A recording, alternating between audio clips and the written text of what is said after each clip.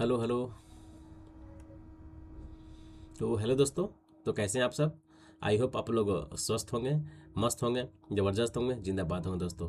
मैं राहुल कुमार आपका स्वागत करता हूं स्टडी विथ सिविल एमसीक्यू के ऑनलाइन प्लेटफॉर्म में दोस्तों। दोस्तों आज बीटीएससी जेई का 21 डे है। ठीक है, बीटीएससी जेई का 21 डे है, जो कि आपके सामने में एक बहुत ही बेहतरीन और ज़बरदस्त कॉन्सेप्ट के साथ हम लोग क्वेश्चन करने वाले हैं। ठीक है, 360 एक्सप्लेनेशन भी जाएगा आपके पास। ठीक है, ऐसा नहीं कि जैसे तैसे, एकदम नहीं, एकदम तरीके वाइज से कौन से क्वेश्चन में कैसे अप्रोच लगाना है आप लोग को भी पता भी है कि जितने भी मेरे ऑडियंस, जितने भी मेरे भाई लोग, जितने भी मेरे दोस्तों लोग सारे सेट देख रहे हैं कंटिन्यूअस, उसको पता भी होगा कि कौन से क्वेश्चन में कैसा कंसेप्ट लगाना है।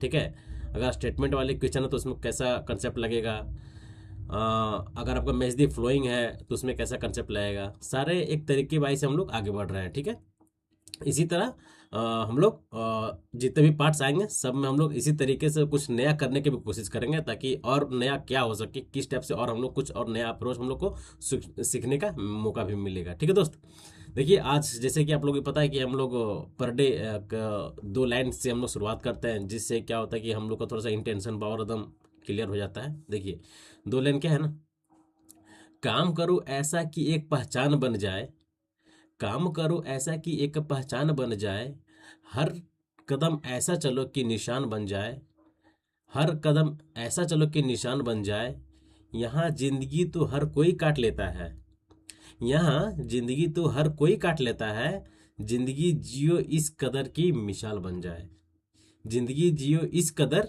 की मिसाल बन जाए दोस्तों।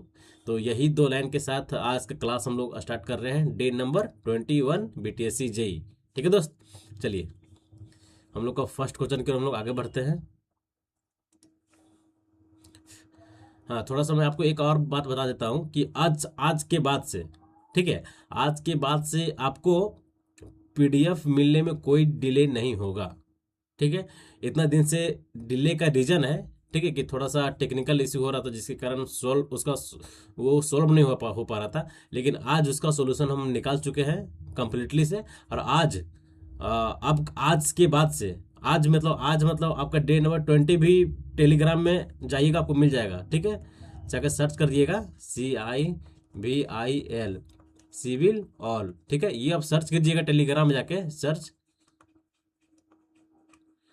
कीजिएगा टेलीग्राम में जाके, तो आपको इस चैनल में मिलेगा, जिसमें अभी सेवन सेवन दोस्तों अभी इसमें ज्वाइन किए हैं। ठीक है, आप लोग ज़्यादा से ज़्यादा इस चैनल को इस मतलब इस टेलीग्राम में आप लोग ज्वाइन करें, ताकि जितने भी अब से जितने भी आपका डेटा होंगे, जितने भी आपके पीडीएफ होंगे, जो भी आपका नोटिफिकेशन से रिलेटेड होंगे, सारा आपको इसी चैनल पे मिलने वाला है दोस्त। ठीक है, सिविल ऑल के चैनल पे। ठीक है, सिविल ऑल के चैनल पे जितने भी डेटा है। ठीक है, तो और आज के बाद से सारा भी जितने भी पीडीएफ होंगे, आज से जितने भी पीडीएफ होंगे आपको इसी चैनल पर मिलेगा। ठीक है, तो और जो मेरा पहले भी दोबारा भी बोल रहा हूँ कि जितने भी प्रॉब्लम थे, सारा प्रॉब्लम का सोल्यूशन निकाल चुके हैं, सारा क्लियर कट है। और आज का क्लास 21 होगा, बस 10 या 15 मिनट के अंदर ये क्लास आपको इस टेलीग्राम चैनल पे जाके आपको पीडीएफ मिल जाएगा, तो वहाँ से आप कलेक्ट कर सकते हैं। आपको बहुत भाइयों का रिक्रूट मतलब ज़रूरी भी था, मैसेज भी लोग कर रहे थे कि पीडीएफ का थोड़ा सा ये कर दीजिए। हम बोले कि ठीक है, हम भी तो मतलब ये में थे, लेकिन ये नहीं, थोड़ा सा प्रॉब्लम था, जिसके कारण थोड़ा प्रॉब्लम हो रहा था, लेकिन उस प्रॉब्लम का पूरी तरह से ये हो चुका है। ठीक है, तो आप लोग ज़्यादा से ज़्यादा इसको इस टेलीग्राम में ज्वाइन करें। ठीक है, और पीडीएफ वहाँ से कलेक्ट करें, और नए नए इन्फॉर्मेशन के साथ हम लोग, और वहाँ पर हम लोग कुछ क्यूज भी करने वाले हैं। ठीक है, तो इसी तरह स्टार्ट हो चुका है, तो आप लोग ज़्यादा से ज़्यादा ज्वाइन करें, और पीडीएफ वहीं से आप लोग कलेक्ट कर सकते हैं। ठीक है, चलिए आज के क्लासेस हम लोग स्टार्ट कर रहे हैं। क्लास आज का फर्स्ट क्वेश्चन क्या है भाई, देखिए आप लोग भी आंसर बताएं। ठीक है, आप लोग भी आंसर बताएं। देखिए फर्स्ट क्वेश्चन क्या है कि the construction work costing below तो 20,000 आर क्लासिफाइड एज, बताएं। ये तो इजी क्वेश्चन है भाई, गलती तो होना ही नहीं चाहिए। टाइप्स ऑफ वर्क पे हम लोग देखते हैं, टाइप्स ऑफ वर्क, और यहाँ क्या हो गया, कोस्ट रेंज। ठीक है, अगर मेरा वर्क किससे आपका है, पेटी वर्क है, पेटी वर्क हो गया ये, दूसरा क्या हो गया आपका मेजर माइनर, माइनर वर्क हो गया आपका, ठीक है। इसके बाद क्या होगा, इसके बाद क्या होगा आपका मेजर वर्क, मेजर वर्क, ठीक है दोस्त। अब हम लोग का इसका कॉस्ट देख लेते हैं कितना कॉस्ट होता है। अगर पेटी वर्क है, अगर मेरा कॉस्ट यहाँ क्या बोल रहा है बिलो 20,000, एकदम सही है कि ये जो होगा आपका बिलो लेस देन कितना 20,000, 20,000, ठीक है। अगर 20,000 से कम है तो पेटी वर्क में जाएगा, लेकिन हम लोग यहाँ भी क्वेश्चन में वही बोल रहा है कि बिलो 20,000, ठीक है। 20,000 देखिए इसमें से हमको कुछ नहीं दिख रहा है, तो इट मीन्स हम मारेंगे option number D is right answer, क्योंकि नहीं माइनर होगा, नहीं मेजर होगा, नहीं प्रोजेक्ट होगा, ये तो सीधा ही अलग ही है। अब आ गया माइनर वर्क, माइनर वर्क आपका क्या जाएगा 20,000 से लेकर 1,00,000 तक, ठीक है। 20,000 से लेकर 1,00,000, ठीक है। ये आपका क्या हो गया माइनर वर्क हो गया। इसी तरह अगर आप ग्रेटर देन 1,00,000 होगा, अगर आपका कॉस्ट रेंज किसी भी प्रोजेक्ट का कॉस्ट अगर 1,00,000 से आपका ज़्यादा है, ठीक है, तो किस में जाएगा आपका मेजर वर्क में, ठीक है। किस में जाएगा मेजर वर्क में, ठीक है। तो इसका जो ऑप्शन नंबर होगा क्या, option number D is right answer, ठीक है। तो इस टेबल को हम लोग याद रखेंगे, ऐसे भी बहुत लोगों को याद भी होगा, ठीक है। चलिए हम लोग नेक्स्ट क्वेश्चन की ओर हम लोग नेक्स्ट आगे बढ़ते हैं। नेक्स्ट क्वेश्चन क्या है, हाँ बताएं आप लोग भी। Probabilistic time for a completion of any activity can be found out from a, बताएं optimistic time, pessimistic time, most likely time, या फिर ऑल ऑफ द अबव। क्या बोल रहा है probabilistic time for a completion of any activity, क्या completion of any activity is known as, वो क्या उस किस पे डिपेंड करता है, वो इनमें से सभी पे डिपेंड करता है कि ऑप्टिमिस्टिक टाइम पे भी, पिसिमिस्टिक टाइम पे भी, और मोस्ट लाइकली टाइम पे भी। इसका एक फार्मूला होता है जो कि आप लोग बताएं कि आपका PERT जो होता है PERT, इसका फार्मूला क्या होता है बताएं। PERT का फार्मूला क्या क्या होता है, प्रोजेक्ट इवोल्यूशन रिव्यू टेक्निक, ठीक है। ये आपका हो गया PERT का डिफिनेशन, ठीक है। इसका एक फार्मूला होता है T इजकल टू क्या होता है जी, T0 प्लस 4TM प्लस क्या हो गया, ये 4TM हो गया। उसके बाद क्या होता है TP, ठीक है, TP। इसके बारे में हम लोग देखेंगे, नीचे क्या होता है 6 होता है। इस फार्मूला से भी आपको क्वेश्चन देखने को मिलेंगे, और हम लोग बहुत क्वेश्चन भी इस फार्मूला से हम लोग सॉल्व किए हैं। T0 क्या हो गया आपका ऑप्टिमिस्टिक टाइम, T0 क्या हो गया optimistic time, OPTISTIMSTIC optimistic time हो गया। उसके बाद TM क्या हो गया most likely time, most likely time, ठीक है दोस्त। आइए जो TP हो गया, P हो गया TP, P से क्या होगा पिसिमिस्टिक टाइम,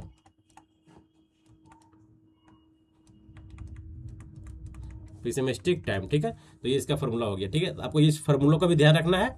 और ये जो ये तो आपको याद ही हो गया, प्रोजेक्ट इवोल्यूशन रिव्यू टेक्निक आपको याद होगा।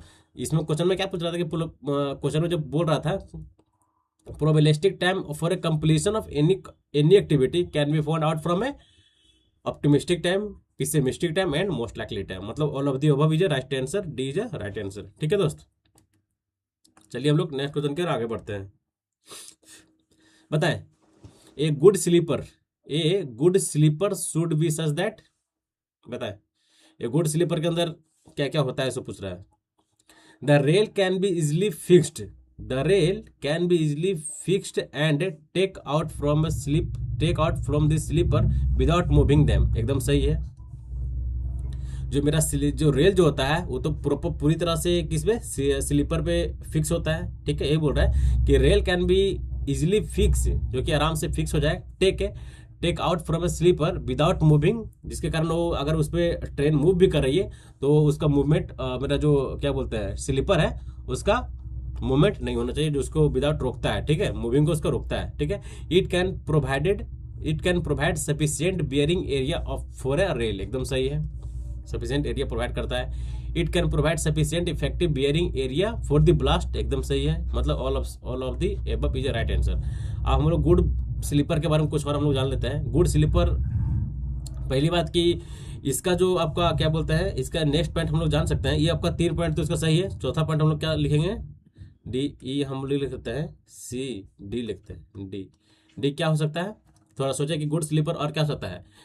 गुड स्लीपर एक ऐसा स्लीपर हो जाएगा ताकि कोई भी स्लीपर को हम लोग इजीली हैंडल कर सकते हैं, इजीली हम लोग एक पैलेस से दूसरे पैलेस हम लोग ले जा सकते हैं, और इसका मेंटेनेंस कॉस्ट लो होना चाहिए। ठीक है, अगर गुड स्लीपर के अंदर उसको बोला जा रहा है, इट मीन्स कि उसका मेंटेनेंस वर्क जो होना चाहिए, मेंटेनेंस वर्क कम होना चाहिए। ठीक है, maintenance cost should be minimum, क्या मेंटेनेंस कॉस्ट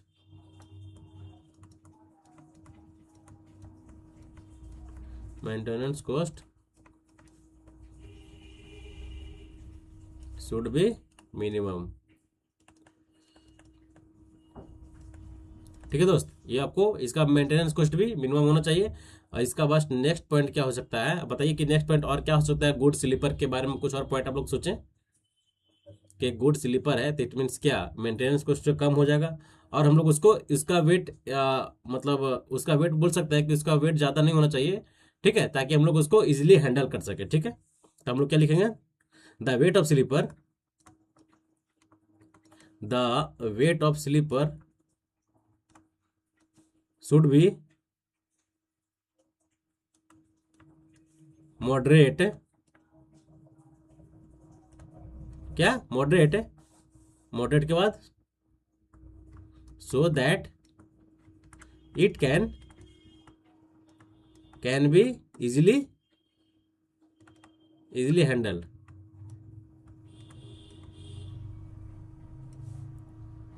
ठीक है, तो आपको डी ये भी पॉइंट आपको ध्यान देना है, ये भी पॉइंट आपको याद रखना है। ठीक है, ये 3 पॉइंट तो ऑलरेडी सही था। चौथा पॉइंट आपको इसको ध्यान रखना है कि इसका मेंटेनेंस कॉस्ट मिनिमम होना चाहिए, और 5वां पॉइंट इसका होना चाहिए कि the weight of sleeper should be minimum, moderate मतलब मिनिमम बोल सकते हैं, जिसके कारण हम किसी मतलब स्लीपर गुड स्लीपर को इजीली हैंडल कर सके, इजीली एक पैलेस से दूसरे पैलेस हम लोग कर सके। ठीक है, तो ऑप्शन नंबर ई भी आप लोग याद रखिएगा। ऐसे इसका जो आंसर है डी इज राइट आंसर दोस्त। ठीक है, डी इज राइट आंसर। चलिए हम लोग नेक्स्ट क्वेश्चन की ओर आगे बढ़ते हैं। नेक्स्ट क्वेश्चन क्या है दोस्त, बताएं, इजी क्वेश्चन है। The designation of a concrete is M25। ठीक है, M25 डेजिग्नेशन है, where M is refer mix. ठीक है, लेकिन 25 एक्सप्रेस है, 25 क्या एक्सप्रेस कर रहा है पता है, बहुत इजी क्वेश्चन है, बहुत बार आप लोग ऐसे क्वेश्चन को आप लोग सोल्व भी किए होंगे। बताए 25 क्या इंडिकेट करता है, M तो जान रहे हैं कि M मिक्स रिप्रेजेंट कर रहा है, लेकिन आपका जो 25 है, M25 ग्रेड होता है, तो M25 क्या रिप्रेजेंट करता है बताए, वही पूछ रहा है कि M25 रिप्रेजेंट क्या करता है, बताए।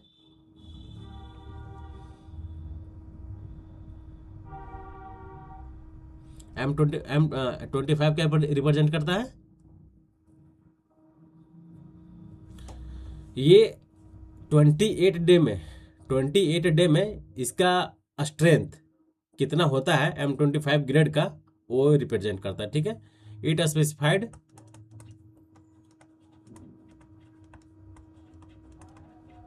it specified 28 days cube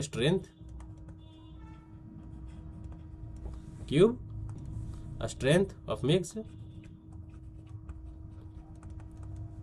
in 25 Newton पर mm स्क्वायर, या फिर अगर ये ना रहे तो इसको हम लोग और भी लिख सकते हैं 25 क्या MPa।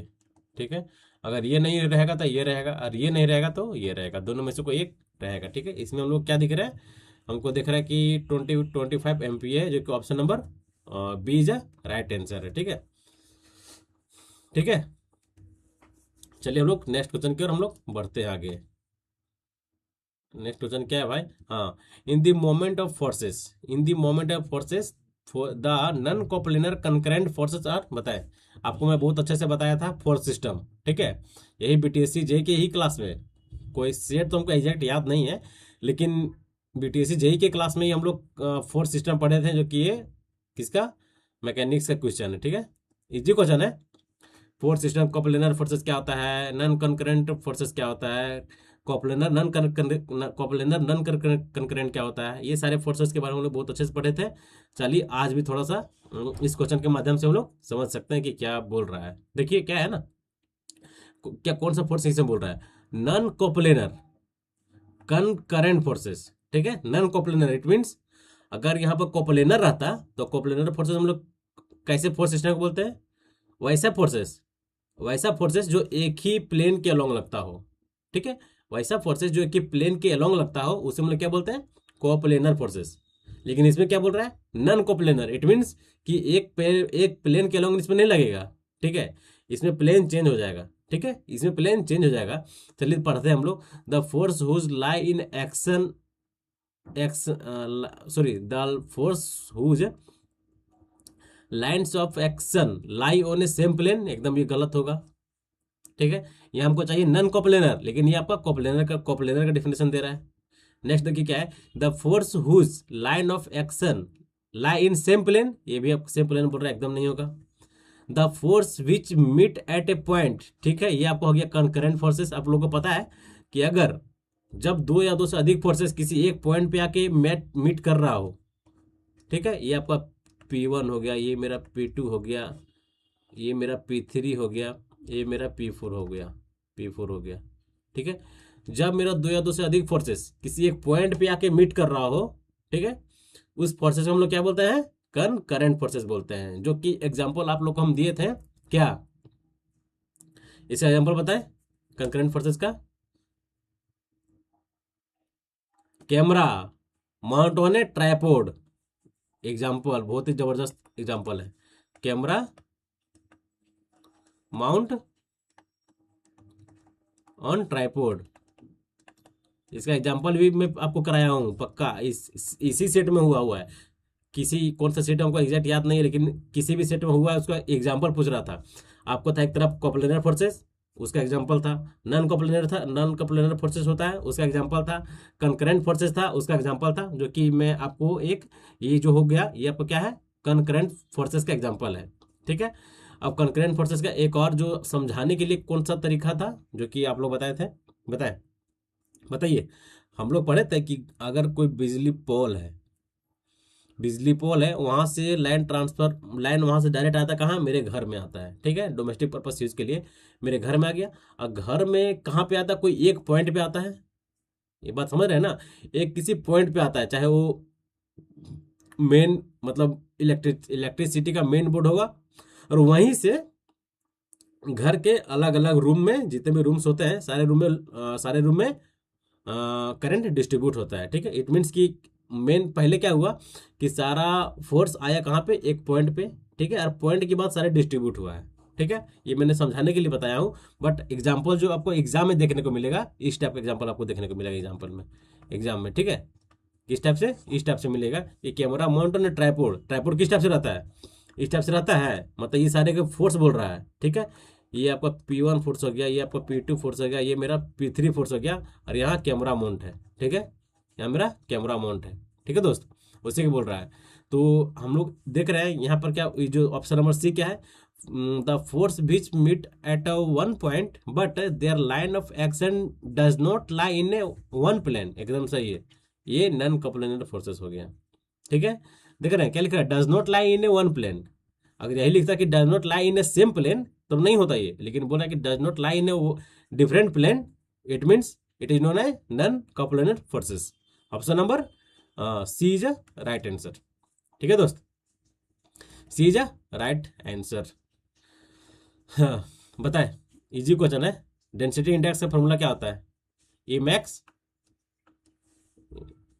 माइनस क्या, E max I D equal to क्या हो गया, E max minus E divided by E max minus E min, ठीक है। ई मैक्स को हम लोग क्या बोलते हैं, लूजेज स्टेट हो गया।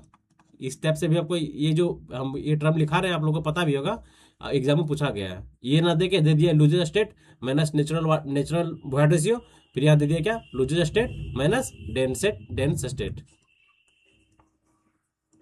Dense state. ठीक है दोस्त, तो देखिए तो कहाँ पर है, E max minus E divided by E max minus E min. Option number C is a right answer. थोड़ा सा चार्ज लगा लेते हैं यार।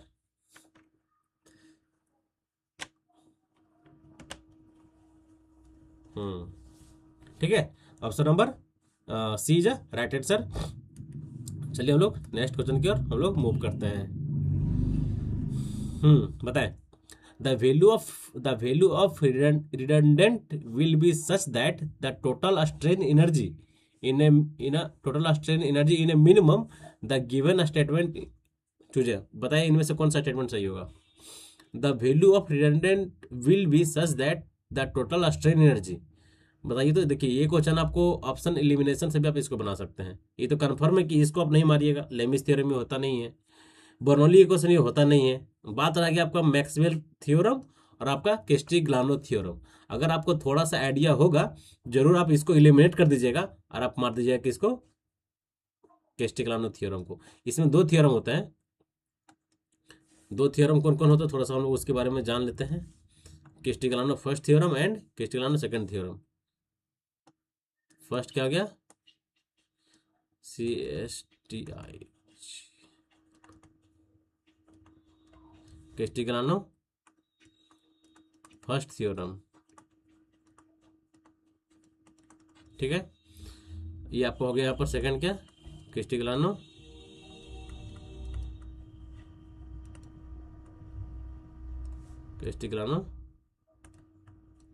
Second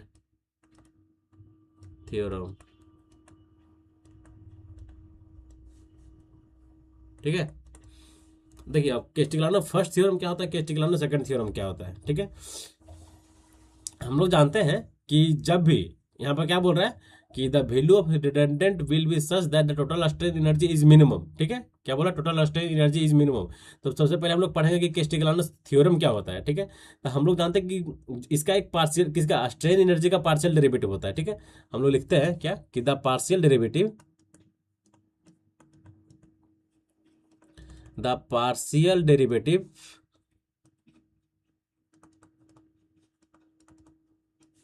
of a total strain energy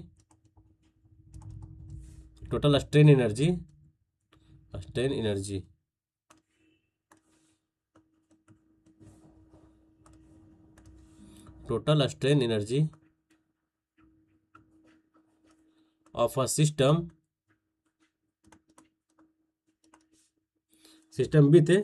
with respect to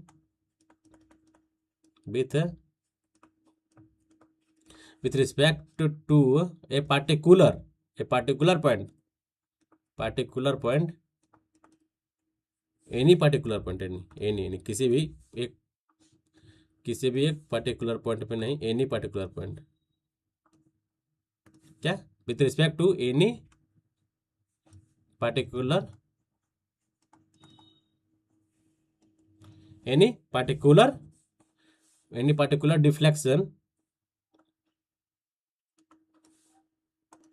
particular deflection is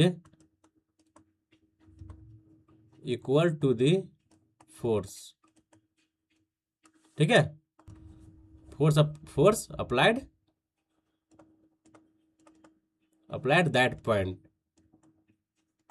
point. ठीक है, तो ये मेरा हो गया क्या, कैस्टिग्लियानो फर्स्ट थ्योरम। इसका थ्योरम किसे इसका होता है, ये देखिए, strain energy with respect to deflection equal to weight. ठीक है, ये मेरा हो गया कैस्टिग्लियानो फर्स्ट थ्योरम। और सेकंड थ्योरम भी सेम है, बस इसमें आपका लोडेड के टर्म में होता है। क्या होता है, strain energy divided by moment with respect to moment equal to slope. ठीक है, ये आपका दोनों स्टेटमेंट आप ध्यान दीजिएगा।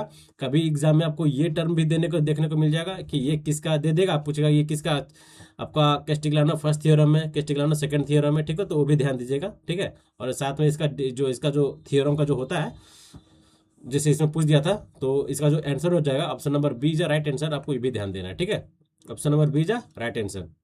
बोनली क्वेश्चन क्या आप लोग को बहुत अच्छे से पता है। ठीक है, लेमिस थ्योरम क्या आप लोगों को बहुत अच्छे से पता है, क्योंकि मैं प्रीवियस क्लासेस में इस सब के बारे में अच्छे से डिस्कस भी किया हूँ।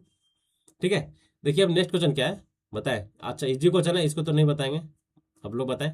The structure of road is composed by a sub grade sub base base that is called. All option are above, option number D is right answer. ठीक है दोस्त, अब थोड़ा हम लोग आगे बढ़ते हैं। हाँ नेक्स्ट क्वेश्चन देखिए क्या है। For A laminar and turbulent flow, क्या है लेमिनार फ्लो भी है और turbulent flow, the Reynolds number is an open channel. बताएं ओपन चैनल का केस में बताएं क्या होता है। रो भी एम बाई म्यू, रो भी square M square by mu, या फिर रो भी एम स्क्वायर बाई म्यू, या फिर रो भी square M by mu.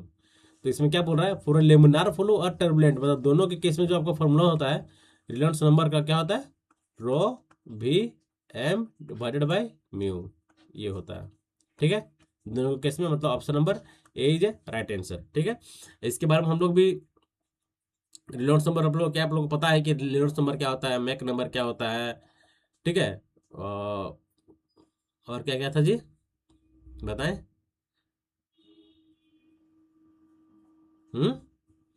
Reynolds number का वैल्यू कितना होता है बताए तो। अगर इसका हम लोग आपको पूछे कि जैसे आपका हो गया क्या बोलते हैं पाइप फ्लो के केस में, पाइप फ्लो के केस में आपका रेनॉल्ड्स नंबर का कितना होता है, कितना वैल्यू होता है। जैसे देखिए इसका ट्रिक आपको मैं क्या बताया था, ट्रिक इसीलिए बोलते हैं कि सारा सारा सेट देखते रहिए, बहुत ही इंपॉर्टेंट है। किसी में ट्रिक बताया हूँ, किसी में नहीं बताया हूँ, ऐसा है कि मेजरली जितने भी पार्ट्स होंगे सब में मैं ट्रिक डिस्कस जरूर किया हूँ, क्योंकि ट्रिक मैं आपको बार बार रिकॉल कराने की कोशिश कर रहा हूँ, ताकि एग्जाम में भी आपको ट्रिक याद रहे, आप बहुत इजीली इसको सोल्व कर पाए। ठीक है, अब ये बताएं कि यहाँ पर इसका ट्रिक हम लोग आपको पढ़े थे लेमिनार फ्लो और टर्बुलेंट फ्लो के याद करने का एक ट्रिक बताए थे, इसका जो वैल्यू दिया गया है। जैसे देखिए ट्रिक क्या था, पी पी सी, ये तो आप लोग जानते हैं कि पोर्टलैंड पोज़ोलाना सीमेंट होता है। ठीक है, ये मतलब याद करने के लिए एक मतलब ये दिए हैं, ताकि इसको आप ध्यान में आपका रहेगा कि नहीं पोर्टलैंड पोज़ोलाना सीमेंट होता है, और उससे ही हम लोग का ट्रिक निकला था किसका, रेनॉल्ड्स नंबर का। ठीक है, देखिए पी से क्या आपका हो गया, थोड़ा यहाँ लिखते हैं अच्छा से। ठीक है, थोड़ा यहाँ से हम सारा एक बार क्लियर कर देते हैं। देखिए ट्रिक क्या था जी, ट्रिक्स क्या था, पीपीसी, पी पी सी। अब पी फॉर क्या हो गया मेरा, पी फॉर पाइप, पाइप के केस में हो गया ये। ठीक है, दूसरा क्या, parallel plate, parallel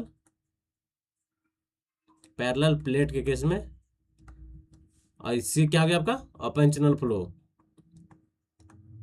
open channel channel और फ्लो। और इसके बाद जो लास्ट में होता है एस होता है, वो आपका हो गया सॉयल के केस में। ठीक है, इसके बारे में सारा तो आप लोगों को वैल्यू पता ही होगा। ठीक है, मैं वैल्यू पता है, लेकिन ये जो होता है कि किसी किसी केस में पूछ देगा पहले प्लेट के केस में, किसी किसी में पूछ देगा ओपन चैनल के केस में, तो एक सीक्वेंस याद नहीं रहता लोगों को, जिसके कारण ऐसा इजी क्वेश्चन लोग गलती करते हैं। ठीक है, तो मैं सोचा कि नहीं एक ट्रिक बता दूं, ताकि वैल्यू तो ऑटोमेटली आपको याद है, वैल्यू बताने की जरूरत नहीं है, क्योंकि वैल्यू आप लोग बहुत बार पढ़े हैं, और मैं मतलब सोचता भी हूँ कि आप लोग से वैल्यू गलती नहीं होगा। लेकिन ये है किसी किसी से भाई से, सबको मैं नहीं बोल रहा हूँ, कुछ कुछ लोग ऐसे होंगे जो कि पाइप वाले वैल्यू को कर देते होंगे पैरेलल प्लेट वाले केस में, और पैरेलल प्लेट वाले के वैल्यू कर देंगे किस में, ओपन चैनल वाले केस में। ठीक है, जिसके कारण आपका आंसर गलती होने का चांसेस मेजर है। ठीक है, इसके लिए इस ट्रिक को एक सीक्वेंस में आप याद करते हैं पीपीसी। ठीक है, आप ये तीन याद रखिएगा, तो चौथा अपने पकड़ लीजिएगा किसका क्या वैल्यू होगा, वो वैसे ही पकड़ लेंगे भाई।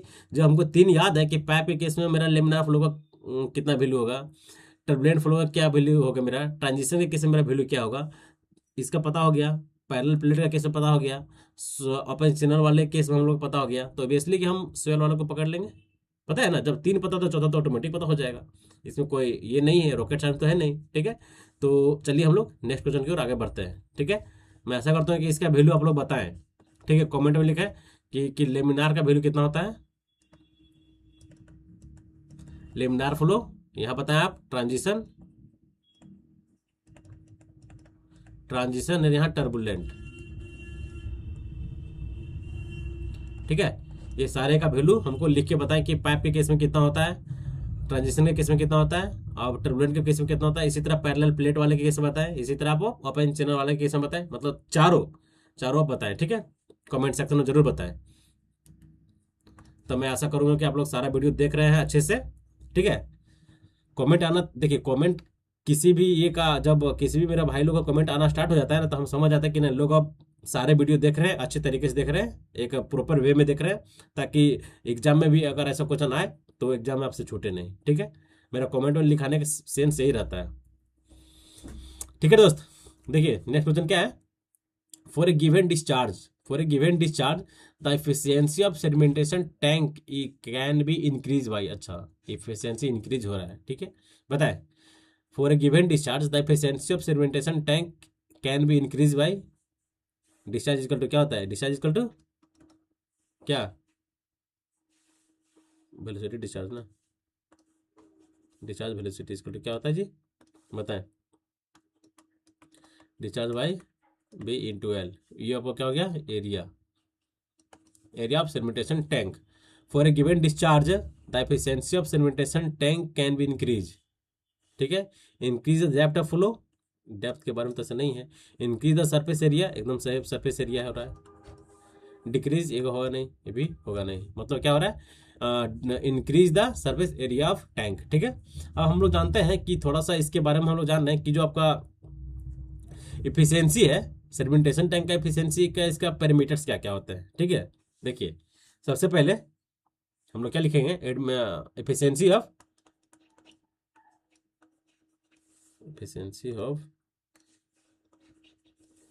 Sedimentation tank parameters, efficiency of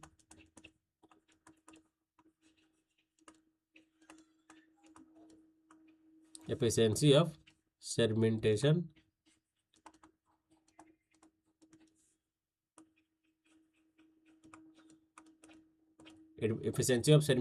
sedimentation tank parameter, sedimentation tank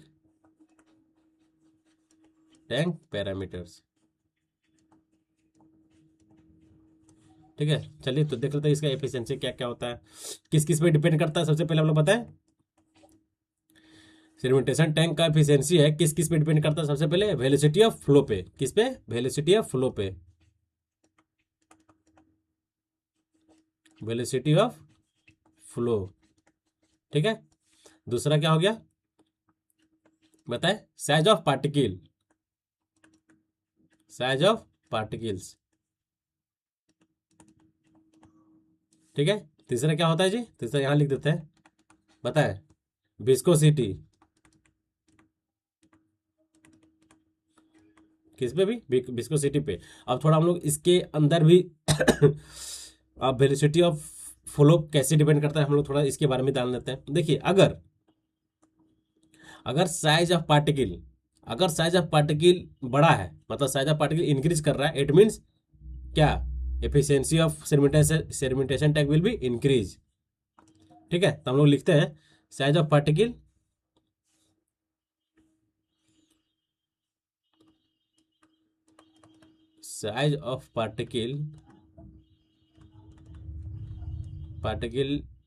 अगर मेरा साइज ऑफ पार्टिकल अगर इंक्रीज कर रहा है इसका साइज, ठीक है, तो आपको ध्यान देना पड़ेगा जो होता है कि efficiency of sedimentation tank will भी, सेडिमेंटेशन टैंक का एफिशिएंसी भी क्या होगा, इंक्रीज कर जाएगा, ठीक है। तो याद रखिएगा क्योंकि एग्जाम में पूछा गया है, efficiency of sedimentation tank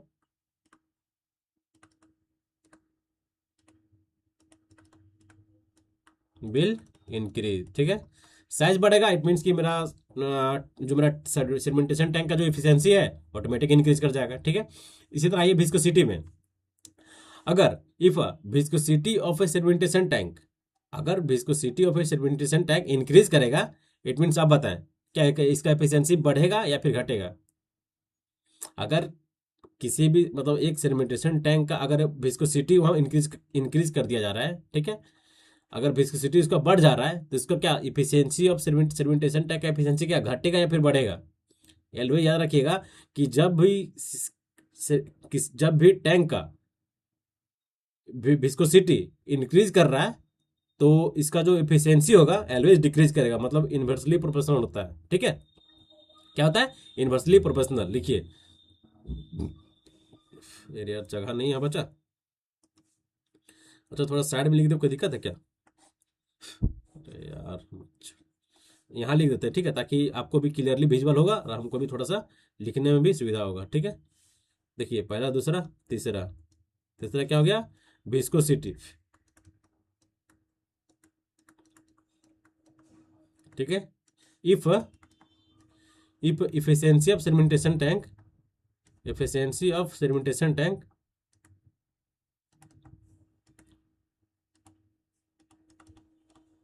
sedimentation tank, अगर मेरा एफिशिएंसी सेडिमेंटेशन टैंक का क्या कर रहा है, क्या हो रहा है? बढ़ रहा है, ठीक है, याद रखिएगा।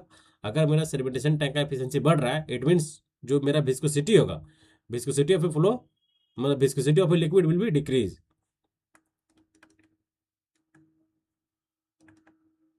Viscosity of liquid, viscosity of flow will decrease, ठीक है। ये आपका इनवर्सली प्रोपोर्शनल होगा, आपको ध्यान देना पड़ेगा, ठीक है, विस्कोसिटी वाले टर्म में। इसी तरह आपका वेलोसिटी वाले भी टर्म में होगा, वेलोसिटी फ्लो। अगर मेरा सेडिमेंटेशन टैंक का वेलोसिटी बढ़ेगा, ठीक है, अगर सेडिमेंटेशन टैंक का वेलोसिटी अगर बढ़ जाएगा, इट मीन्स इफिशियंसी घट जाएगा, ठीक है। हम लोग यहाँ पर क्या लिखेंगे? Efficiency, if efficiency of velocity of flow,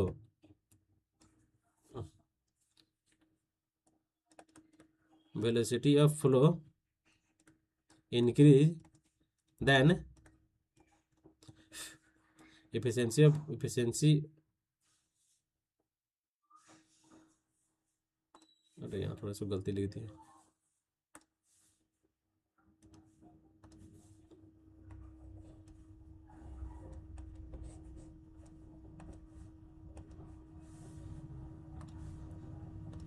यहाँ क्या लिखेंगे हम लोग? If efficiency will be increase, ठीक है, अगर इफिशियंसी इंक्रीज कर रहा है, देन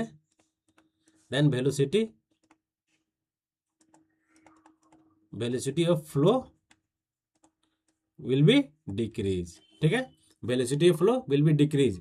एक अच्छा क्वेश्चन था ये, आपको ये जो मैं 3 पॉइंट लिखाया हूँ कि वेलोसिटी ऑफ फ्लो पे डिपेंड करता है, साइज ऑफ पार्टिकल पे डिपेंड करता है, और आपका विस्कोसिटी पे डिपेंड करता है। इससे एक ना एक क्वेश्चन आपको एग्जाम में मिलेगा, क्योंकि थोड़ा सा डिपली है और आप लोग को पता भी होगा, ऐसा नहीं है, मैं नहीं बोल रहा हूँ, आप लोगों को पता भी होगा। तो आप लोग इसको भी ध्यान रखेंगे, ठीक है, कि किसके केस में वेलोसिटी इंक्रीज कर रहा है, विस्कोसिटी का इसका रिलेशन क्या है, विस्कोसिटी वाले टर्म में और आपका इफिशियंसी वाले टर्म में जो रिलेशन बन रहा है, आपको रिलेशन भी आपको ध्यान रखना पड़ेगा, ठीक है दोस्त। चलिए हम लोग नेक्स्ट क्वेश्चन की ओर आगे बढ़ते हैं। देखिए नेक्स्ट क्वेश्चन क्या है कि the rail section use now a days in Indian railway, बताए। हम लोग कल के क्वेश्चन में हम लोग एक सेम क्वेश्चन किए हैं। चलिए इतना हिंट कर दिया, आप बता सकते हैं इसका आंसर क्या होगा। कल हम लोग सेम सेट में कल हम लोग ये क्वेश्चन किए हैं, इतना ऑप्शन में मतलब हिंट कर दिया आपको। अब आपको दिमाग में आ जाना चाहिए कि हम कल रेल सेक्शन के बारे में कौन सा क्वेश्चन, कैसा क्वेश्चन किए थे। कल हम लोग पढ़े थे फ्लैट फुटेड टाइप, पढ़े थे ना। तो बस वही वही जो बोल रहा है कि इंडिया में नाउ डेज अभी किस टाइप का रेल सेक्शन यूज हो रहा है, तो आपका flat footed tail, flat footed rail. और फ्लैट फुटेड रेल का हम लोग कल डायमेंशन भी देखे थे। देखिए किस टाइप से था, अरे यार किस टाइप से था फ्लैट फुटेड रेल का फिगर।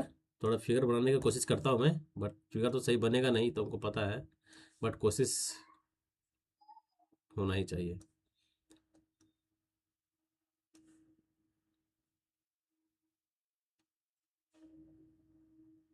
ये थोड़ा सही नहीं बना ना, इसको थोड़ा सही करता हूँ मैं।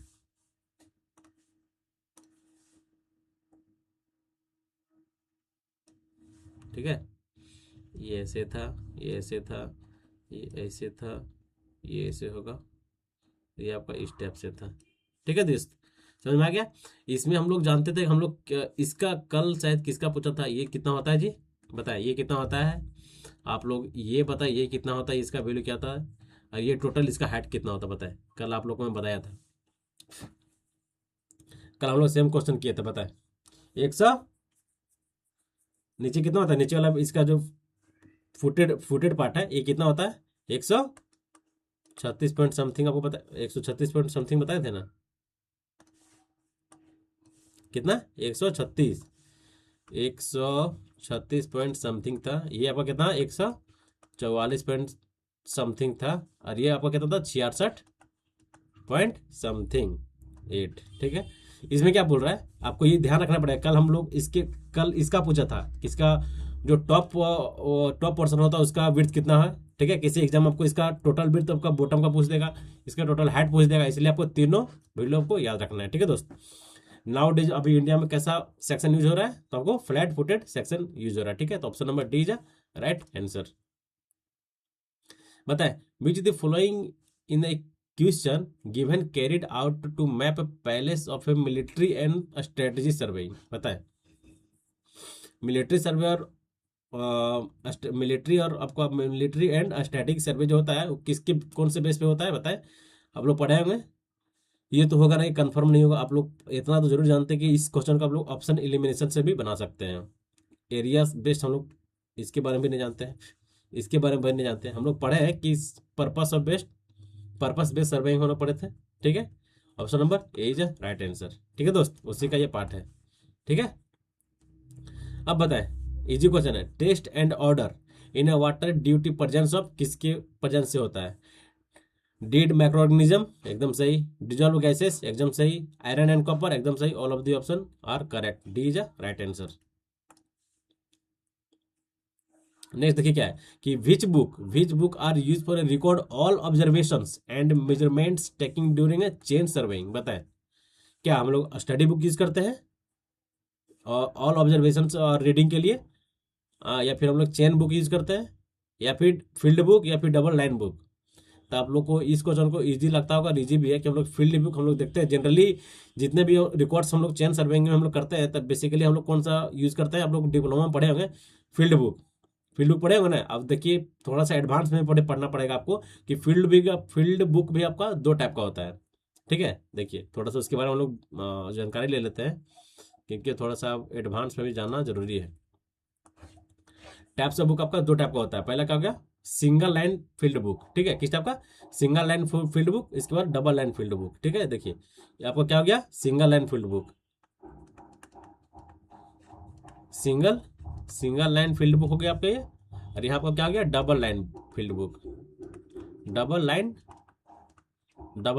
Field book. ठीक है, अब हम लोग देख रहे हैं कि सिंगल लाइन फील्ड बुक में क्या होता है और मेरा डबल लाइन फील्ड बुक में क्या होता है। क्या पता कि अगला सीट में अगर इसका जो अभी जो बता रहा हूँ इसका डिस्क्रिप्शन वहां से क्वेश्चन पूछ दे, हो सकता है। ऐसा कोई बड़ा इशू नहीं है, क्वेश्चन मतलब आ भी सकता है क्वेश्चन। ठीक है, देखिए सिंगल लाइन फील्ड बुक में क्या होता है कि इसमें मात्र एक ही लाइन होता है। ठीक है, एक ही लाइन होता है, ये सारे पेज में एक लाइन होता है, और आपका वो जो लाइन होगा आपका कहाँ रहेगा सेंटर में रहेगा। ठीक है, सेंटर में रहेगा सिंगल लाइन।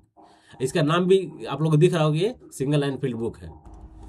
तो थोड़ा सा हम इसके बारे में लिख लेते हैं, एवरी पेज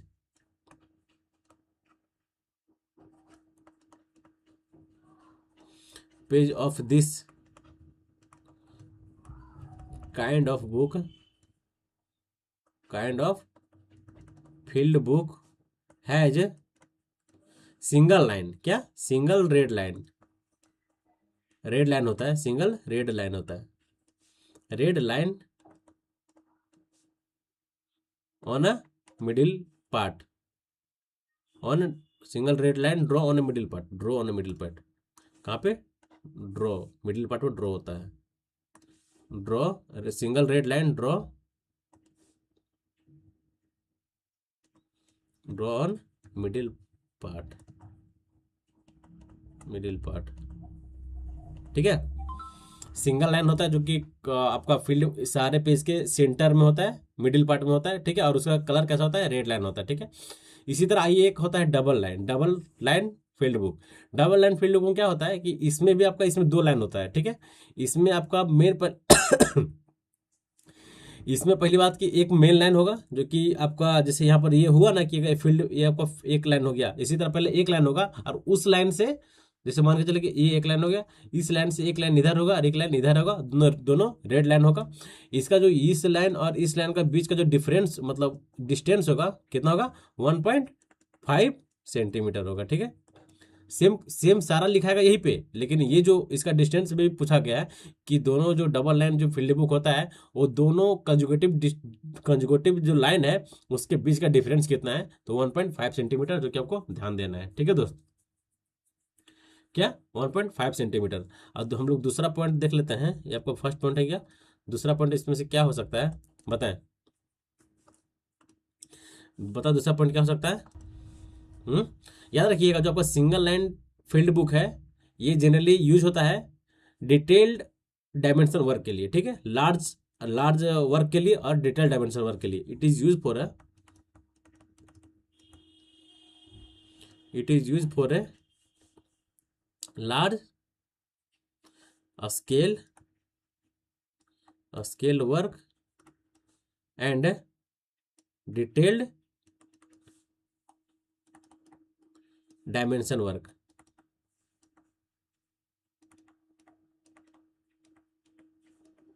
ठीक है, और अब इसमें इसका दूसरा पॉइंट क्या होगा कि डबल फील्ड बुक जो लाइन होता है कॉमनली यूज होता है, कॉमनली जनरली हम लोग इसी डबल फील्ड बुक लाइन का हम लोग यूज करते हैं। ठीक है, at double field book is commonly used, is commonly used,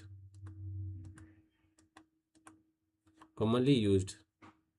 ठीक है, तो आपको दोनों पॉइंट इसका याद रखना पड़ेगा। ठीक है दोस्त, चलिए हम लोग नेक्स्ट क्वेश्चन की ओर आगे बढ़ते हैं। देखिए नेक्स्ट क्वेश्चन क्या है कि settling tank efficiency is increase by, अभी जस्ट हम लोग पीछे पढ़े हैं कौन कौन से पैरामीटर पे सेडिमेंटेशन टैंक का जो पैरामीटर्स है क्या क्या किस पे डिपेंड करता है, विस्कोसिटी पे, वेलोसिटी ऑफ फ्लो पे और पार्टिकल ऑफ साइज पे। ठीक है, पार्टिकल ऑफ साइज पे क्या होता है कि जब मेरा टैंक का एफिशिएंसी इंक्रीज करेगा इट मीन्स पार्टिकल का साइज भी इंक्रीज करेगा। मतलब सीधा समझिए कि जैसे ही टैंक में जो भी आपका सीवेज आ रहा है अगर उसका उसमें अगर पार्टिकल का साइज बड़ा है मतलब साइज इंक्रीज कर रहा है इट मीन्स कि जो आपका एफिशिएंसी ऑफ टैंक है वो भी इंक्रीज करेगा। ये हम लोग फर्स्ट पढ़े थे, मतलब साइज ऑफ पार्टिकल का। दूसरा क्या था विस्कोसिटी, अगर अगर मेरा विस्कोसिटी अगर इंक्रीज हो रहा है, ठीक है, तो हम लोग क्या देखेंगे कि जो मेरा सेडिमेंटेशन टैंक का जो एफिशिएंसी है वो डिक्रीज करेगा। ठीक है, अभी पीछे बोल रहे थे कि वो क्या होता है इन्वर्सली प्रोपोर्शनल होता है। इसी तरह आपका वेलोसिटी ऑफ ए फ्लो भी, अगर इफ सेडिमेंटेशन टैंक का एफिशिएंसी इंक्रीज कर रहा है, सेडिमेंटेशन टैंक का एफिशिएंसी इंक्रीज कर रहा है it means velocity of flow will be decrease, velocity of flow will be decrease. ठीक है, उसी तरह यहाँ जो पूछ रहा है कि sedimentation settling tank efficiency is reduce by eddy current, surface current and density of current. बताइए तीनों पे डिपेंड करता है। ठीक है दोस्त, ये तीनों पे डिपेंड करता है, तो option number D is right answer. बताए इजी क्वेश्चन है, the test of specimen size to calculate the modulus of rupture कितना, क्या साइज है 150 × 700। ठीक है, ये तो बताने का नहीं था लेकिन मैं बता दिया। In concrete the accelerator are, बताएं ये भी बताना पड़ेगा क्या हमको, तो इसको तो नहीं बताएंगे, आपको पक्का नहीं बताएंगे। इसका आप बताएं कि इसका आंसर कितना होगा। जितने मेरे भाई लोग देख रहे हैं आप लोग इसका आंसर बताएं। हम लोग चिल्ला चिल्ला का आपको बताया कि एक्सेलरेटर क्या होता है, रिटार्डर क्या होता है, सुपर प्लास्टिसाइजर क्या होता है, वाटर रिड्यूसिंग एजेंट क्या होता है, सारे के बारे में हम लोग बहुत अच्छे से डिस्कस भी किए हैं। ठीक है, तो आप लोग आज इसका आंसर आप लोग बताएं क्या करता है, shortening the setting time and increase the ईयरलिंग रिमूवल ऑफ कंक्रीट। तुरंत क्या करता है, उसका क्या करता है, एक्सेलरेटर क्या करता है, कैल्शियम क्लोराइड क्या करता है, सेटिंग टाइम को कम करता है। ठीक है, सेटिंग टाइम को कम करता है एंड इंक्रीज क्या करता है, अर्लियर स्ट्रेंथ को इंक्रीज कर देता है। ठीक है, option number A is right answer. बताएं in a navigation channel the velocity of flow water should be, navigation channel में velocity of flow water should be small. याद रखिएगा एलवे कि जितने मतलब नेविगेशन चैनल में जो आपका वेलोसिटी ऑफ फ्लो जो होता है वाटर का ऑलवेज कम होता है। ठीक है, कम होता है। ठीक है, इसके बाद हम लोग भी थोड़ा सा जानकारी ले लेते हैं जिसे होता है, जैसे यहाँ बोला यहाँ पर कौन सा क्या आया, नेविगेशन चैनल। नेक्स्ट हम लोग क्या पढ़ सकते हैं, और कौन और दो तीन तीन और आपका चैनल है, बताएं कौन कौन सा, ridge ridge canal, ridge canal, sorry हम चैनल बोल रहे हैं, रिज कैनाल, इसी को हम लोग और क्या बोलते हैं, वाटर वाटर सेट कैनाल। ठीक है दोस्त। दूसरा ridge canal, water set canal. दूसरा कंटूर कैनाल, कंटूर कैनाल। ठीक है। तीसरा क्या, कंटूर कैनाल हो गया, उसके बाद साइड स्लोप कैनाल। ठीक है, ये भी आपको याद रखना पड़ेगा, इसके बारे में थोड़ा डिस्कस हम लोग करेंगे। ठीक है, आगे से थोड़ा जान लेते हैं। रिज कैनाल, रिज कैनाल में हम लोग जो ये क्या बोलते हैं, इसको हम लोग और क्या बोलते हैं, वाटर सेट कैनाल बोलते हैं। इससे हम लोग जो इरिगेट करते हैं, हम लोग बोथ साइड इरिगेट करते हैं। ठीक है, इसका इरिगेट हम लोग इस रीज केनाल में जो इरिगेट होता है, इसमें बहुत साइड इरिगेट होता है। नेक्स्ट पॉइंट, इसमें कोई केनाल डाइवर्जन वर्क यूज नहीं होता है। ठीक है, do not required any canal diversion work. ठीक है, ये आपको हो गया रीज केनाल। कंटूर केनाल क्या होता है, ये आपका पैरेलल होता है कंट्री पे, कंट्री के कंटूर केनाल पे ये पैरेलल होता है, कौन, कंटूर केनाल। ठीक है, इसमें आपका कोई भी क्रॉस सीडी वर्क इसमें रिक्वायर्ड नहीं है, नो सीडी वर्क रिक्वायर्ड। इसमें ओनली वन साइड इरिगेट होता है। इसी तरह आपका साइड स्लोप कैनाल होता है। साइड स्लोप कैनाल क्या होता है, इसमें आपका ये जो होता है साइड स्लोप कैनाल, ये आपका perpendicular right angle to the contour canal. ठीक है, ठीक है, परपेंडिकुलर टू राइट टू है कंटूर कैनाल। और दूसरी बात कि इसमें भी आपका वन साइड इरिगेशन होता है। ठीक है, और इसमें भी आपका किसी भी तरह का सीडी वर्क रिक्वायर्ड नहीं होता। ठीक है, समझ में आ गया। चलिए हम लोग नेक्स्ट क्वेश्चन की ओर आगे बढ़ते हैं। बताएं, फ्लोट और slack represent the difference between. बताएं, पहले हम लोग फ्लोट स्लैक समझेंगे। स्लैक और फ्लोट दोनों सेम ही है। ठीक है, फ्लोट और स्लैक दोनों सेम है। तो पहली बात हम लोग जानेंगे स्लैक क्या होता है। ठीक है, देखिए स्लैक हम लोग किसे बोलते हैं, जब भी किसी भी प्रोजेक्ट का, ठीक है, जब भी किसी भी प्रोजेक्ट का ड्यूरेशन, मान के चलिए कि कोई भी आपका रोड का काम चल रहा है, या फिर कोई ब्रिजेस का काम है, या फिर कोई बिल्डिंग का प्रोजेक्ट है। ठीक है, अगर मेरा जो बिल्डिंग का प्रोजेक्ट का जो मेरा टाइम दिया गया है, जो मेरा ड्यूरेशन है, कि यहाँ से लेकर मान के चलिए कि 2 साल का कोई भी प्रोजेक्ट है, कि 2 साल से लेकर 2025 से लेकर 27 तक कंप्लीट हो जाना चाहिए। ठीक है, एक मतलब टाइम, सर्टेन टाइम हो गया कि इस टाइम में आपको प्रोजेक्ट को कंप्लीट कर देना है। ठीक है, तो स्लैक जो होता है, स्लैक क्या होता है कि जब भी प्रोजेक्ट को जो टाइम दिया गया है, अगर उस टाइम के अंदर अगर आपका प्रोजेक्ट कंप्लीट नहीं हो रहा है, आप नहीं कर पाए हैं, आपका डिले हो गया प्रोजेक्ट, उसे हम लोग क्या बोलते हैं, स्लैक टाइम बोलते हैं। ठीक है, स्लैक और फ्लो टाइम बोलते हैं, दोनों इसी को बोलते हैं। ठीक है, देखिए इसका फॉर्मूला क्या होता है, ऐसे slack time equal to, slack time equal to क्या होता है जी, हाँ, ई एल। ठीक है, क्या, ई टी एल होता है, टी एल, हम ई एल बोले, टी एल होता है।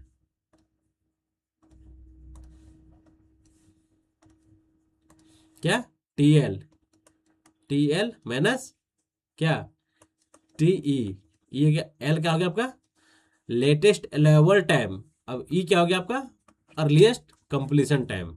ठीक है, ये फार्मूला है जो कि आपको याद रखना पड़ेगा। देखिए फार्मूला से भी आपको एग्जाम में क्वेश्चंस देखने को मिलेंगे। ठीक है दोस्त, तो option number B is right answer, option number B is right answer. ठीक है, चलिए हम लोग नेक्स्ट क्वेश्चन की ओर आगे बढ़ते हैं।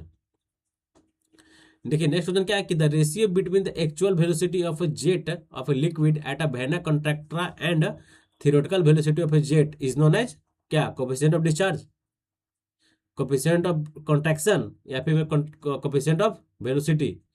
किसके टर्म में है, ये जो मेरा पूछ रहा है कि रेशियो किसके टर्म में, वेलोसिटी के टर्म में। It means option number C is a right answer, क्योंकि इसमें भी मेरा कोएफिशिएंट ऑफ वेलोसिटी वेलोसिटी के टर्म में बोला जा रहा है। ठीक है, तो मेरा वेलोसिटी टर्म वाले आंसर सही होंगे। अगर यही बोलता कि actual discharge by theoretical discharge, अगर डिस्चार्ज के टर्म में पूछता तो हम लोग क्या मानते हैं, डिस्चार्ज वाला कोएफिशिएंट, डिस्चार्ज वाला आंसर मारते हैं। ठीक है, इसका आंसर क्या हो गया, coefficient of velocity C, C भी होगा। ठीक है, ये होगा। ठीक है, option number C is a right answer दोस्त। यहाँ सी वाई नहीं होगा, सी भी होगा, कोएफिशिएंट ऑफ वेलोसिटी होगा।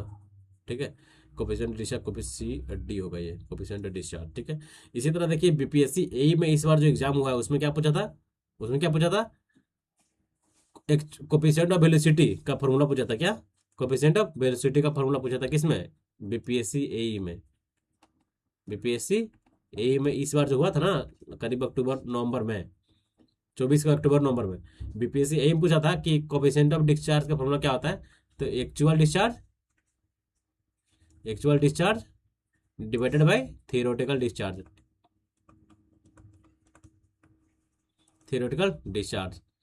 तो जितने भी पॉइंट आएंगे, अब जहां जहां से क्वेश्चन आए हुए हैं आपको मैं बताने की कोशिश कर रहा हूं, ठीक है। चलिए हम लोग नेक्स्ट क्वेश्चन की ओर आगे बढ़ते हैं।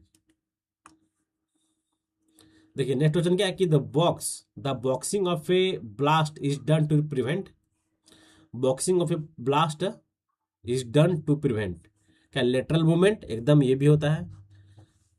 जहां पे हम लोग ब्लास्ट हम लोग दे रहे हैं उसको एक तरफ से बॉक्स टाइप में रखा जाता है, आप लोग देखे होंगे कि जहां पे स्लीपर है, ठीक है, और जहां पे वहीं पे ब्लास्ट है, तब ब्लास्ट को मतलब इसी तरह नहीं, एक तरह एक प्रॉपर शेप में उसको दिया जाता है, उसी को बोला जा रहा है कि the boxing of a blast is done to prevent. वो क्या रोकता है, लेटरल मूवमेंट ऑफ स्लीपर, एकदम ये रोकता है।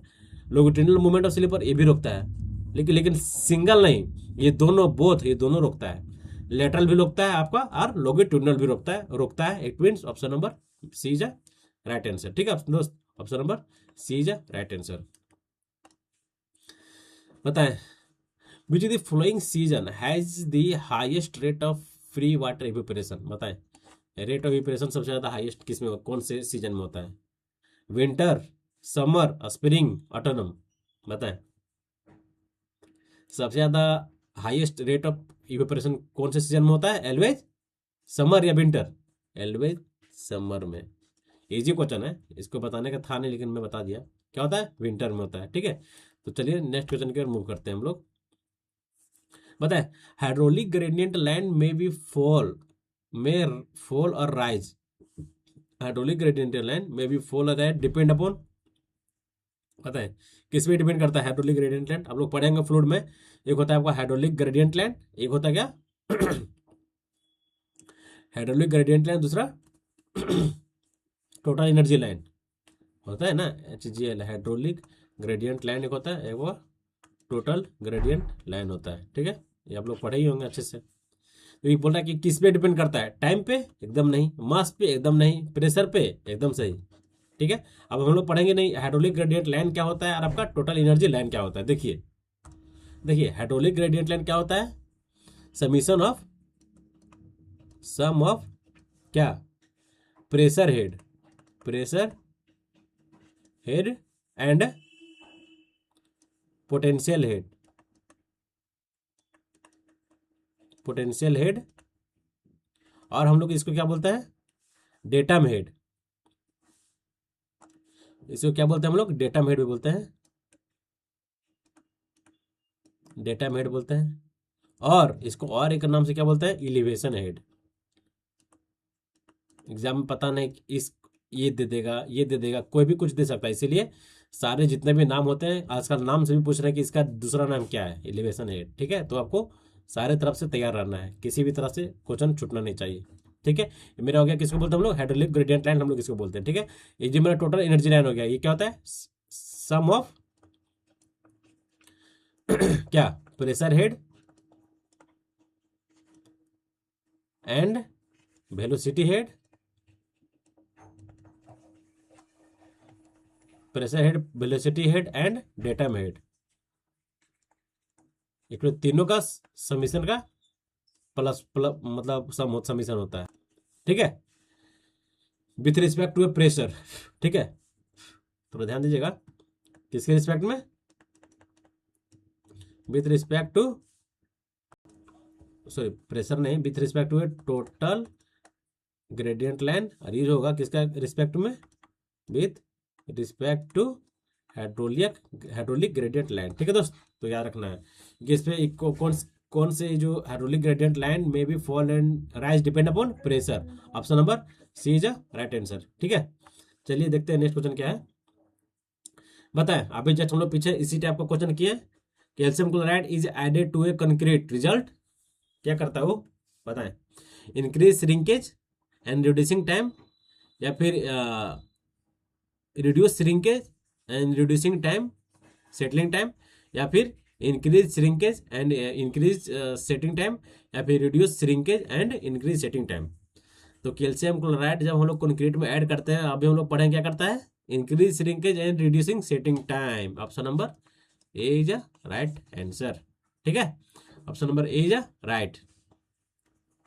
देखिए नेक्स्ट क्वेश्चन क्या है कि the method of removing dust and other particle, देख रहे हैं ना, डस्ट को भी रिमूव कर रहा है, साथ ही साथ वो अदर पार्टिकल को भी रिमूव कर रहा है from the water using filter is known as filtration, sublimation, rain water harvesting या फिर इवेपोरेशन। क्या बोल रहा है पता है, उस मेथड को हम लोग क्या बोलते हैं जिसमें से आपका डस्ट को भी रिमूव किया जा रहा है, साथ ही साथ अदर पार्टिकल्स को भी रिमूव किया जा रहा है, कहाँ से, वाटर से, उसे हम लोग क्या बोलते हैं, फिल्ट्रेशन। इजी क्वेश्चन था यार। ठीक है, अब थोड़ा बताएं, specific speed of radial flow turbine in centrifugal pump, बताएं कितना होता है। देखिए इसमें 3 टाइप का फ्लो होता है, पहले आपको ये रेडियल फ्लो, पहले हम लोग इसका आंसर जान लेते हैं, उसके बाद हम लोग इससे हम लोग 3 टाइप का, जैसे हो गया इसमें स्लो है टरबाइन, स्लो स्पीड है, एक होता है मीडियम स्पीड, एक आपका हाई स्पीड। ठीक है, इसी तरह हम लोग बात करेंगे। ये इसमें क्या पूछा गया, specific speed of radial flow turbine in centrifugal pump, तो इसका जो स्लो के केस में कितना स्पीड होता है, 10 से 25 होता है। ठीक है, और इसके बाद हम लोग नेक्स्ट देखते हैं। ठीक है, ये देखिए कितना दिया है इसमें, 10 से 25 का राइट आंसर होता है, लेकिन इसका जो यूएस यूनिट होता है, ये आपका स्पेसिफिक स्पीड दिया, लेकिन इसका यूनिट यूएस यूनिट में जो होता है, यूएस यूनिट में इसका वैल्यू कितना होता है, एलवेज याद रखिएगा, कितना, 500 से 4000। ठीक है, 500 से 4000 आपका यूएस यूनिट हो गया। ठीक है, इसलिए ये किसका हो गया, specific speed of radial flow. इसी तरह हम लोग सेकंड देखेंगे किसका, मिक्स फ्लो केस में, इसी का मिक्स्ड फ्लो में होता है, मिक्स्ड फ्लो में कितना होता है, मिक्स्ड फ्लो में आपका 2000 से 8000। ठीक है, कितना, 2000 से 8000 होता है। ठीक है, इसी तरह हो गया यूएस यूनिट में हो गया आपका रेडियल फ्लो केस में, फिर आपका यूएस यूनिट में हो गया मिक्स फ्लो के केस में। इसी तरह आपका हो गया एक्सियल, क्या बोलते हैं, radial flow in axial flow में, ये एक्सियल फ्लो के केस में होता है। ठीक है, एक्सियल फ्लो के केस में होता है क्या, कितना, 7000 से लेकर 20000 तक। ठीक है, तो आपको ये ध्यान रखना है दोस्त। ठीक है, ये आपका यूएस यूनिट में दिया गया है, 500 से 4000 के बीच में होता है। सॉरी। ठीक है, चलिए हम लोग नेक्स्ट क्वेश्चन की ओर मूव करते हैं। नेक्स्ट क्वेश्चन क्या है कि a curve whose radius gradually change from a infinite value to a finite value vice versa for a purpose of it giving easy change of a road is known as क्या, transition curve. ये question तो गलती हो आप लोग से होगा भी नहीं, क्योंकि इजी आप लोग पकड़ ले रहे हैं। बताएं, if a width of a carriage be 10 metre, outer edge is 40 centimetre higher than the inner edge, what is the super elevation. बताएं, अच्छा क्वेश्चन है। इसमें 2 कंडीशन होता है ना, कि एक outer edge with respect to higher edge के रेज होता है। ठीक है, एक होता है कि इफ अ पेमेंट इज क्या, if a pavement is rotate about centre line के केस में। ठीक है, तो सेंटर लाइन के केस में कौन सा फॉर्मूला होता है, in case of A centre line के केस में जो मेरा पेमेंट रोटेट करता है कितना होता है, E/W/2 होता है। और दूसरा जो हो गया यहाँ पर क्या बोला है, pavement rotate about higher to inner edge. ठीक है, दूसरा case first, case second,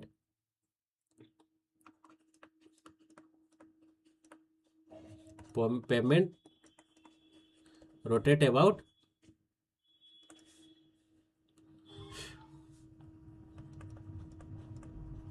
inner side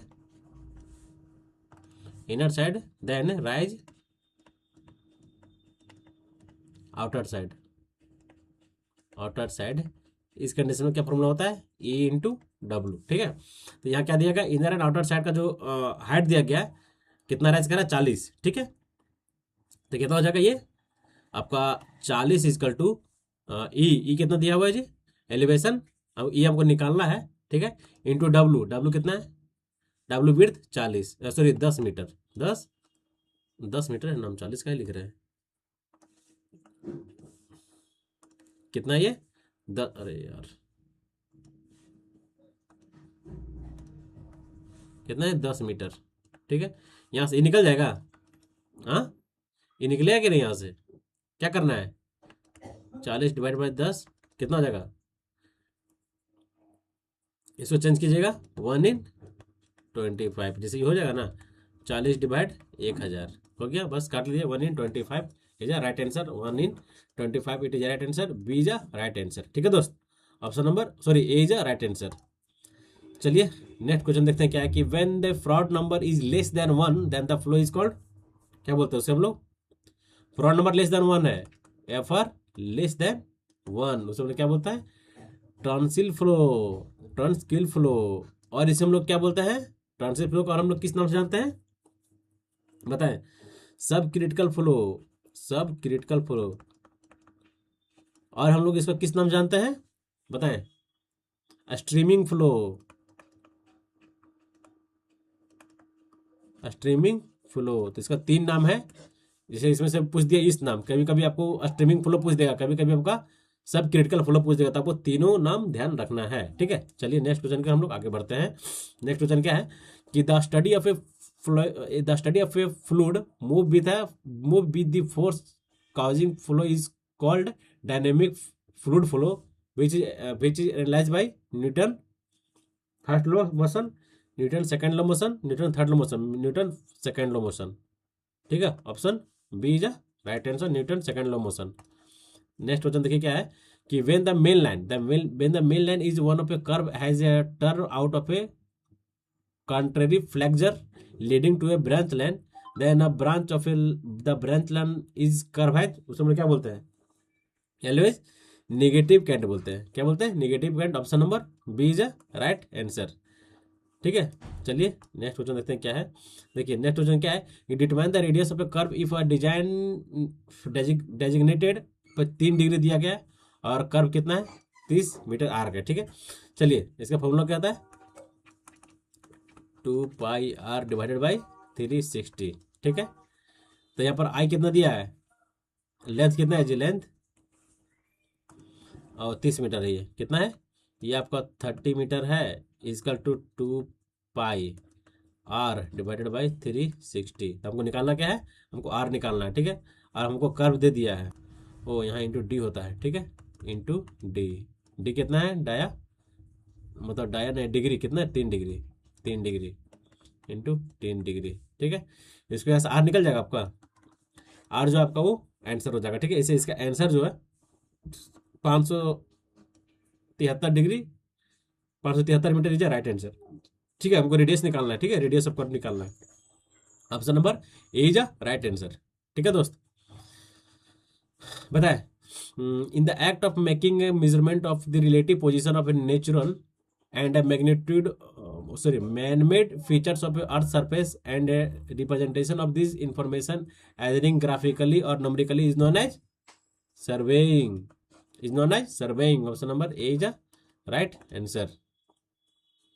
बताए venturi meter is a device that is based on and used for determine the rate of a flow a pipe है। किस पे based है? Venturi meter always किस principal पे? Bernoulli equation पे based है। ठीक है, चलिए नेक्स्ट क्वेश्चन देखते हैं क्या है। तो आज का डे नंबर 21 BTSC जी, जो कि बहुत ही जबरदस्त लाजवाब क्वेश्चन थे। ठीक है, आप लोग भी बताएं कि कितने क्वेश्चन आप लोग को इसमें से आपका आंसर सही हो रहा है, कितना अपना आपका आंसर गलती हो रहा है। और जो गलती हो रहा है उसको आप कॉपी में अपना नोट डाउन करें। और पहले भी जो बोलते थे आज भी मैं वही बोलूँगा कि मतलब लगातार क्या रिवाइज। ठीक है, रिवाइज करें, बहुत ही बेहतर रिजल्ट आप लोग को देखने को मिलेगा। ठीक है, मिलते हैं हम लोग नेक्स्ट क्लास में। ठीक है, जय हिंद, जय भारत, नमस्कार और थैंक यू।